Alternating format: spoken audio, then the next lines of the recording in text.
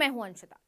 मोदी सरकार देश में रामराज नहीं बल्कि तानाशाह राज लेकर आई है।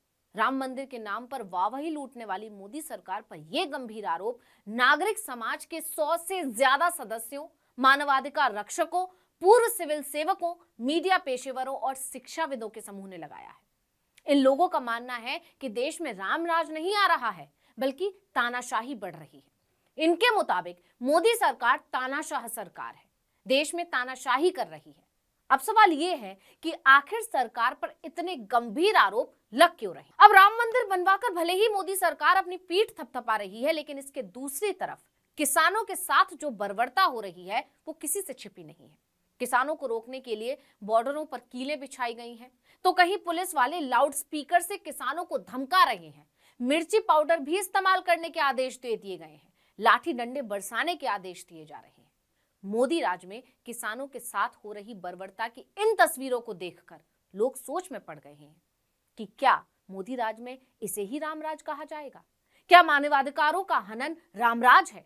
क्या किसानों की आवाज दबाने के लिए उन पर डंडे बरसाना, मिर्ची पाउडर डालना रामराज है? एक तरफ किसान सड़कों पर हैं, तो दूसरी तरफ यूपी में शिक्षक अभ्यर्थी सड़कों पर हैं। इससे पहले महिला पहलवानों को न्याय के लिए सड़कों पर उतरना पड़ा था। पिछले दिनों सेना में चुने हुए बेरोजगार युवाओं ने भी प्रदर्शन किया था। यानी किसान, महिला, खिलाड़ी, युवा, लगभग हर वर्ग सड़कों पर अपने हक के लिए लड़ रहा है और सरकार कहती है कि देश में रामराज आ गया है। तो नागरिक समाज के 100 से अधिक सदस्यों, मानवाधिकार रक्षकों, पूर्व सिविल सेवकों, मीडिया पेशेवरों और शिक्षाविदों का एक समूह भारत में बढ़ते तानाशाही बदलावों के बारे में चिंता जता रहा है। इनका मानना है कि मोदी सरकार में युवाओं और महिलाओं के बीच बेरोजगारी जैसे प्रमुख मुद्दों पर बात नहीं हो रही है।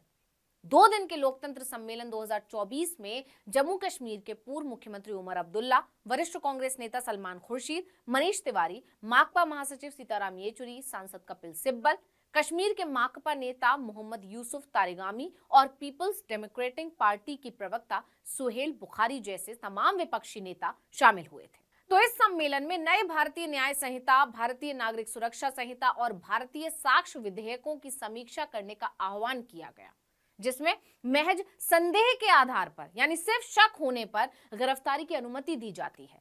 शांतिपूर्ण विरोध प्रदर्शन, रास्ता जाम करना आदि को भी आतंकवाद की श्रेणी में रखा गया है। मतलब आतंकवाद की परिभाषा को बढ़ाकर इन सबको भी उसमें शामिल कर दिया गया है।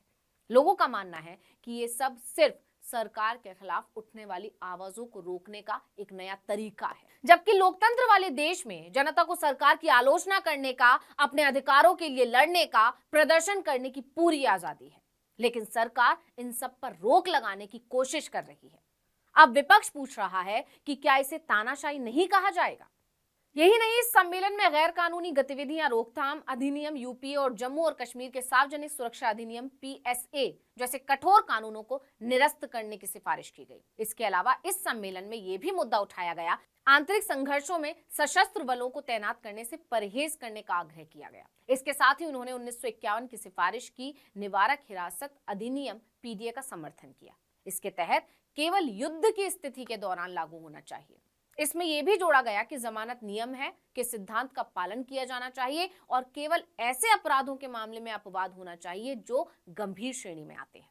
इसके अलावा मनी लॉन्ड्रिंग निवारण अधिनियम 2002 PMLA में व्यापक बदलाव की मांग की गई है। इस प्रस्ताव में विभिन्न क्षेत्रों में भेदभाव के खिलाफ नागरिकों की सुरक्षा और 2019 के नागरिकता संशोधन अधिनियम CAA को निरस्त करने की भी मांग की है, क्योंकि राम मंदिर बनने के बाद सरकार का पूरा फोकस अब CAA पर है, जिसके संकेत बीजेपी के कई नेताओं के बयानों से मिल चुके हैं।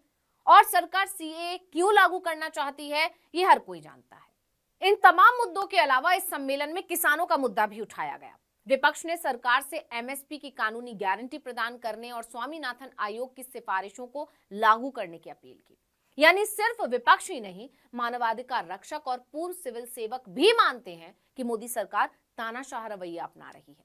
विपक्ष का मानना है कि सरकार अपने खिलाफ उठने वाली आवाजों को दबाने के लिए केंद्रीय एजेंसियों का ही नहीं बल्कि कानून का भी सहारा ले रही है। अब विपक्ष ने जैसे ही इस मुद्दे को उठाया, हर तरफ इन दिनों चल रहे किसानों के प्रदर्शन की चर्चा भी होने लगी। कैसे किसानों की आवाज दबाने के लिए सरकार हर तरीका अपना रही है। सोशल मीडिया पर वीडियो छाई हुई है इन वीडियो में साफ दिख रहा है कि किसानों के साथ अपराधियों जैसा सलूक किया जा रहा है, जबकि किसान सिर्फ उन वादों को याद दिलाने आ रहे हैं जो खुद सरकार ने उनसे 2 साल पहले किए थे, यहां तक कि लिखित आश्वासन दिया था। लेकिन 2 साल बाद भी जब किसानों की मांगे पूरी नहीं हुई तो मजबूरन उन्हें दिल्ली कूच करना पड़ा। लेकिन अफसोस की बात है कि किसानों पर ड्रोन से आंसू गैस के गोले छुड़वाए जा रहे हैं, पुलिस से लाठी डंडे पड़वाए जा रहे हैं। इसलिए लोग पूछ रहे हैं कि क्या ये है मोदी सरकार का रामराज, जहां कभी महिला पहलवानों को खदेड़ा जाता है तो कभी युवाओं को तो कभी किसानों को। हर वर्ग को अपने अधिकारों के लिए लड़ना पड़ रहा है, सड़क पर आना पड़ रहा है, पुलिस की बर्बरता का शिकार होना पड़ रहा है, और सरकार कहती है कि देश में विकास हो रहा है, रामराज आ रहा है। तो इस वीडियो में इतना ही। आपसे अनुरोध है, यूट्यूब पर हमारे चैनल आर्टिकल 19 इंडिया को सब्सक्राइब कीजिए, फेसबुक पर लाइक कीजिए, व्हाट्सएप पर फॉलो कीजिए। हमें बताइए आपको हमारा ये वीडियो कैसा लगा। आने वाले दिनों में हम और किन मुद्दों पर वीडियो बनाएं ये भी जरूर बताइएगा। ट्विटर हैंडल है आर्टिकल 19 _इंडिया, इसे भी फॉलो कर लीजिए। नमस्कार।